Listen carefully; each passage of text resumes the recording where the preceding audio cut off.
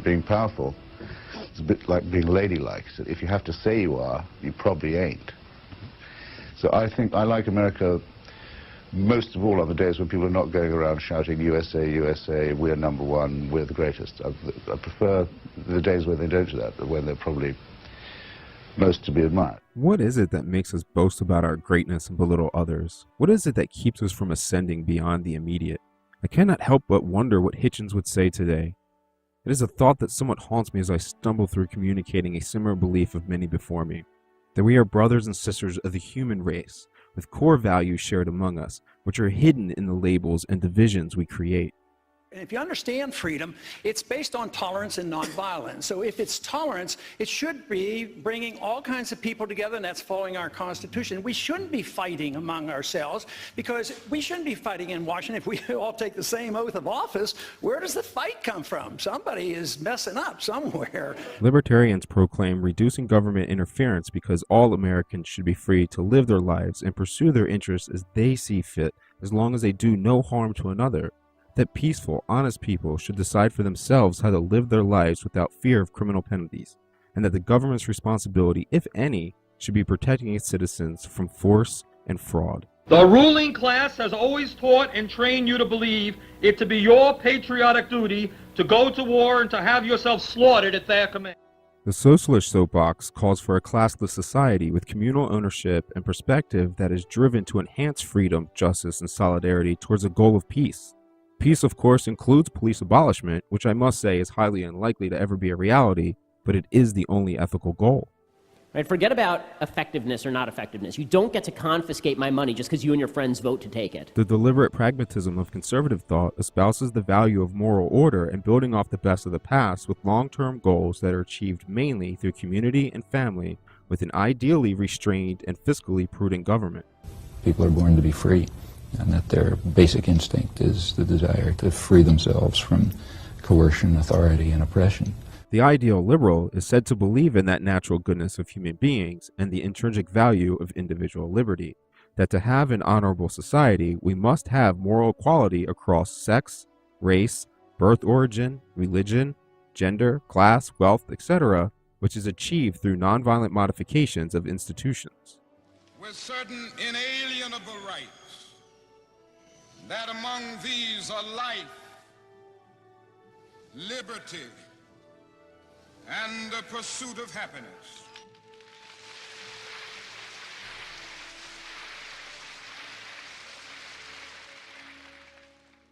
America, America, America. Cannot help but believe we have steered ourselves quite off course.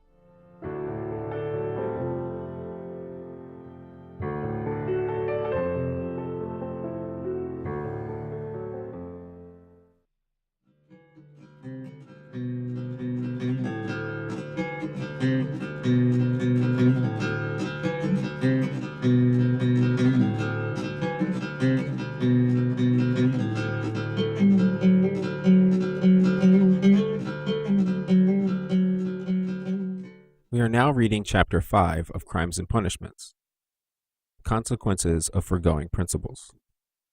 Last episode, we left with what does the consequences of foregoing principles even mean? Well, Beccaria said it, so I did too. Well, more accurately, someone translated Beccaria as saying that. But the way I mean it, and hope you accept it, is that there are some grounding principles which should underlay the why we do anything as a society. Deviating from those core principles can have severe consequences. Think of possessing a core principle that all people are valued and should be treated with respect. Departing from that principle allows for the acceptance of revenge and more violence as justice. For the sake of discussion, the following is an uncited abstract I came across about Beccaria's original chapter. This article discusses the association between laws and punishment. The laws only can determine the punishment of crimes, and the authority of making penal laws can only reside with the legislator, who represents the whole society, united by the social compact. But as a punishment, increased beyond a degree fixed by law, is the just punishment with the addition of another. It follows that no magistrate, even under a pretense of zeal or the public good, should increase the punishment already determined by the laws. The sovereign, who represents the society itself, can only make general laws to bind the members, but it belongs not to him to judge whether any individual has violated the social compact or incurred the punishment in consequence.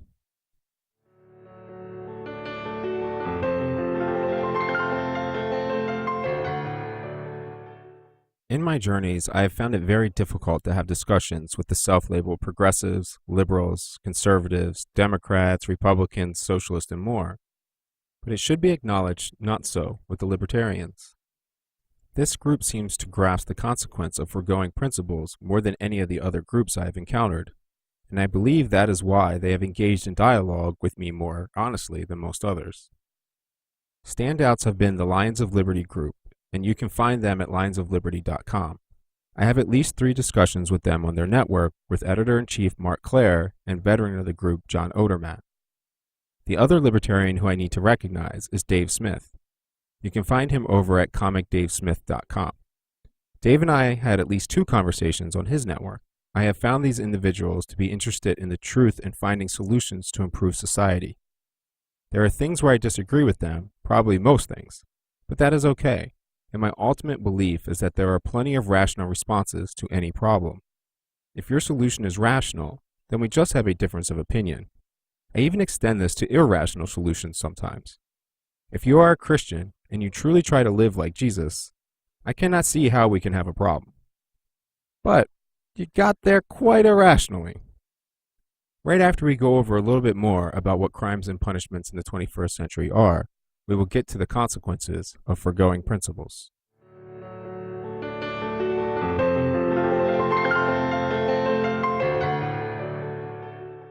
Like most cops, the emotions felt when pinning the badge on my uniform for the first time was a source of immense pride, but also a shocking reality to the complication of performing a duty under the weight of such power and responsibility.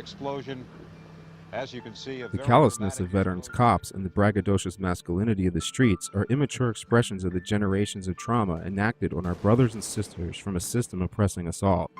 My internal fights with policing, whistleblowing, scholarly endeavors, reform efforts, and politics have failed in exhausting fashion. And what I'm trying to say is that we are looking at people who are doing nothing new, and if we focus on the actions, then we can fix the things for next time. Because when you focus on people, we end up thinking we can chop the head off, they put a new person in and something will change. But if we don't focus on the methodologies and the institutions, then we will be totally missing somebody, put them in a prison cell, do the paperwork, go back out and do it again. So what we really need is to change the incentives and disincentives so that no matter what the role, we're still going towards that objective that actually serves you. More occupation, more vehicles, if your answer continues to be violent, because we have to understand that everything about policing is inherently violent. I have come in there with authority and told you what you will do.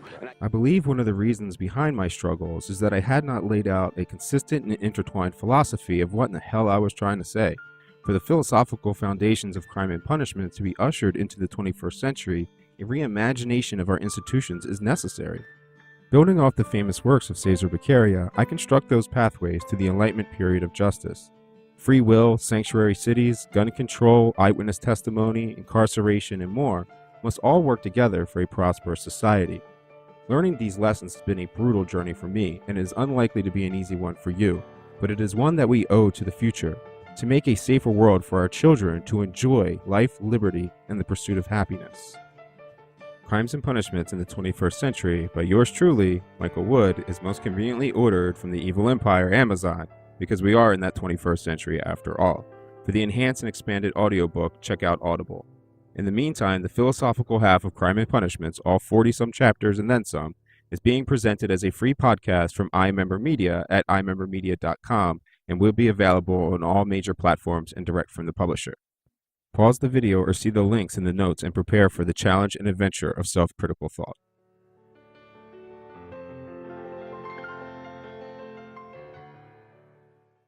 Chapter 5. The Consequences of Foregoing Principles. When violence is the answer to the enforcement of legislation, the most extreme consequences of foregoing principles are set into motion. Legislators are empowered to craft the rules of a mutually beneficial societal agreement into a common language.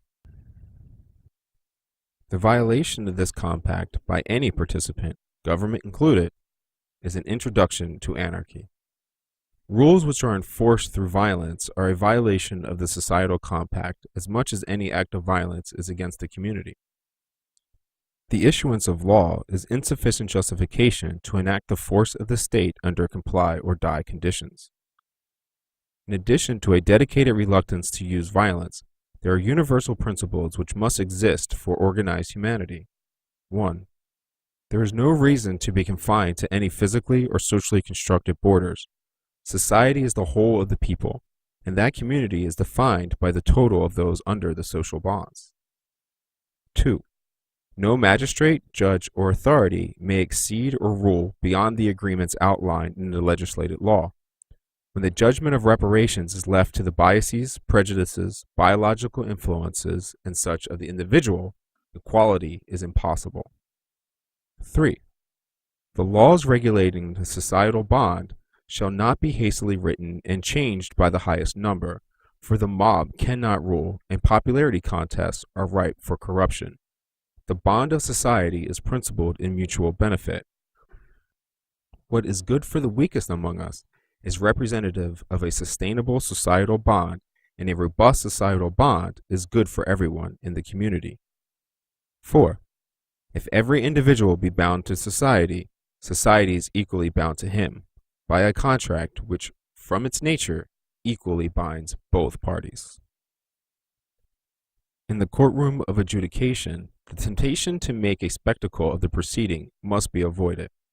The adversarial construct of the courtroom comes from the threat of violent punishment methodology.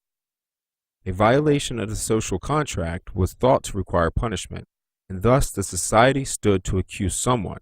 The accused person was expected to deny the charges, and a third party needed to mitigate. Beccaria argued that punishment could not be issued which would harm the greater good, and no more than to prevent the crime. The logic remains rational. There is just an interesting twist that punishment is not a factor in crime prevention. As it turns out, punishment is always more than needed to prevent crime.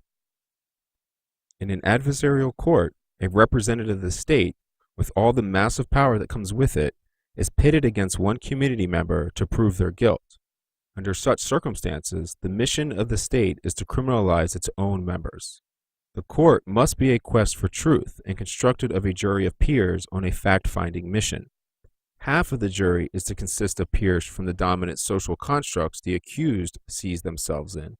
The other half of the jury is to consist of a random population sample, and the accused can strike anyone or everyone in the first draft. The motivation of the state must be to represent societal interest, not to obtain an adversarial conviction. For conviction, a safeguarding principle is that the societal enactment of laws and the consensus of the community must both be present and the lesser consequence prevail.